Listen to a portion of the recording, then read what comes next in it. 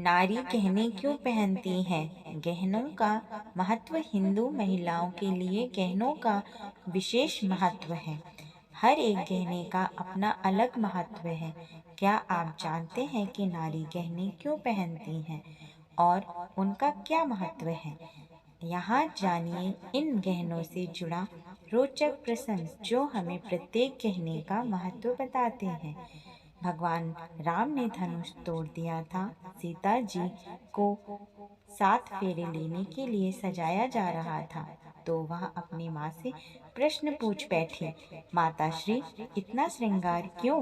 बेटी, विवाह के समय वधू का 16 श्रृंगार करना आवश्यक है, क्योंकि श्रृंगार वर या वधू के लिए नहीं किया जाता। यह तो आर्यव्रत की संस्कृति का अभिन्न अंग है। उनकी माता श्री ने उत्तर दिया था।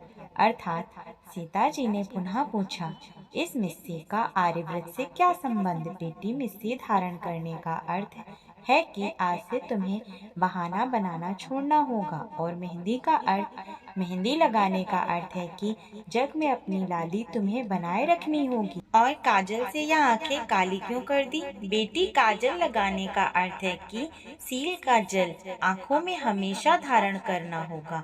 अब से तुम्हें बिंदिया लगाने का अर्थ, माताश्री, बिंदी का अर्थ है कि आज से तुम्हें शरारत को तिलांजलि देनी होगी और सूर्य की तरह प्रकाशमान रहना होगा। यह नथ क्या? नथ का अर्थ है कि मन की नथ, यानी किसी की बुराई आज के बाद नहीं करोगी। मन पर लगाम लगाना होगा। और यह टीका, पुत्री टीका, यश का प्रतीक है। तुम्हें ऐसा कोई कर्म नहीं करना है जिससे पिता या पति का घर कलंकित हो, क्योंकि अब तुम 2 घरों की प्रतिष्ठा हो। और यह बंदिनी क्यों? बेटी, बंदिनी का अर्थ है कि पति, सास, ससुर आदि की सेवा करनी होगी। पति का अर्थ है कि अपनी पत यानी लाज को बनाए रखना है। लाज की स्त्री का वास्तविक गहना होता है। कर्णफूल क्यों? हे सीते, कर्णफूल का अर्थ है कि दूसरों की प्रशंसा सुनकर हमेशा प्रसन्न रहना होगा। और इस हंसली से क्या तात्पर्य है? हंसली का अर्थ है कि हमेशा हंसमुख रहना होगा। सुख ही नहीं, दुख में भी धैर्य से काम लेना। मोहन लता क्यों? मोहन लता का अर्थ है कि सबका मन मोह लेने वाले कर्म करती रहना। 9 लखा हार और बाकी गहनों का अर्थ भी बता दो माताश्री।